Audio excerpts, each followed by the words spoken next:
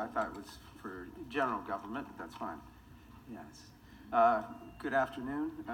Well, Chairman Dolan, I guess had to leave, and members of the Finance Committee. I wish to speak in opposition of a section of House Bill 166, and I'm a board member of the Ohio Community Rights Network. I'm opposed to section 2305.011, which was added as a last-minute amendment just before the Ohio House of Representatives voted on the bill. This amendment is an underhanded attempt to undermine the Lake Erie Bill of Rights, or as we call LEBOR, which was overwhelmingly passed by Toledo voters this past February. In spite of large sums of money, dark money, from BP North America under the guise of Toledo Jobs and Growth Coalition. Section 2305.011 states that, and I'll quote part of it, nature or an ecosystem does not have standing to participate or bring an action in a common pleas court. It prohibits any person on behalf of nature or an ecosystem from bringing or intervening in an action in such court, and it prohibits any person from bringing an action against a person who's acting on behalf of nature or an ecosystem. Since the late 1990s, Lake Erie has been plagued with toxic algae blooms, and almost 5 years ago there was a massive bloom that significantly affected the people of Toledo. It created a crisis so dangerous that they were not able to even touch their water, let alone drink it. Motivated by this, a campaign was formed by a group of Toledo citizens to do something about it after years of neglect from industry and the legislature. Well, at the end of February of this year, the citizens of Toledo overwhelmingly passed the Lake Erie Bill of Rights with 61% of the vote, which granted rights to Lake Erie and its entire ecosystem to exist, flourish, and naturally evolve. This law empowers citizens as part of the larger ecosystem and who have the right to a healthy environment to stand up for the lake when those rights are violated. This is the first of its kind law to grant rights to an entire body of water and its ecosystem in the United States. Similar rights of nature laws have passed in Australia, New Zealand, Ecuador, India, Bolivia, Brazil, and Colombia. This is something that should be celebrated by Ohio, and the Ohio legislature should be leading the way forward in recognizing this.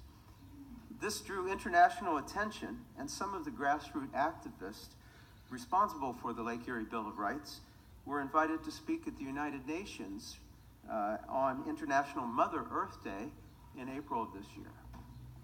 In a time when we are experiencing climate crisis and the rate of extinction of species is accelerating, we can no longer see nature as just property and a resource, but something that has rights itself. This is a paradigm shift that is so desperately needed and represents a way forward for the survival of our planet. We are not separate from nature, we are an integral part of it. If we continually allow nature and ecosystems to be polluted and destroyed, then we are destroying ourselves. The seeds of this idea of rights of nature have been planted long before, but now it's crucial that Ohio and the world fertilize and embrace granting rights to nature. In his visionary dissenting opinion in the 1972 Supreme Court decision, Sierra Club versus Morton, Justice William O. Douglas argued, and I quote, "The critical question of standing would be simplified and also put neatly in focus if we fashioned a federal rule that allowed environmental issues to be litigated before federal agencies or federal courts in the name of the inanimate object about to be despoiled, defaced, or invaded by roads and bulldozers, and where injury is the subject of public outrage."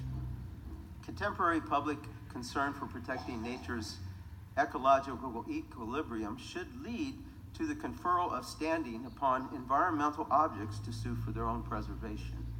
He further added, "The river, for example, is the living symbol of all life it sustains, nourishes, fish, aquatic insects, otters, fisher, deer, elk, bear, and all other animals, including man, who are dependent on it or who enjoy it for its sight, its sound, or its life. The river, as a plaintiff, speaks for the ecological unit of life that is part of it. Those people who have a meaningful relation to that body of water, whether it be a fisherman, a canoeist, a zoologist, or a logger, must be able to speak for the values which the river represents and which are threatened with destruction. Personally, I find it a grave injustice that non-living corporate entities are often granted standing, but the living, breathing people are locked out of the system. I ask, do you? So, I am disgusted that the Ohio House chose a backward path rather than a vision forward on this issue. Also, the process of adding last-minute amendments to a budget bill that have nothing to do with a budget just to get something through for the benefit of big money interest is as slimy as the toxic blue-green algae that the Toledoans are trying to prevent.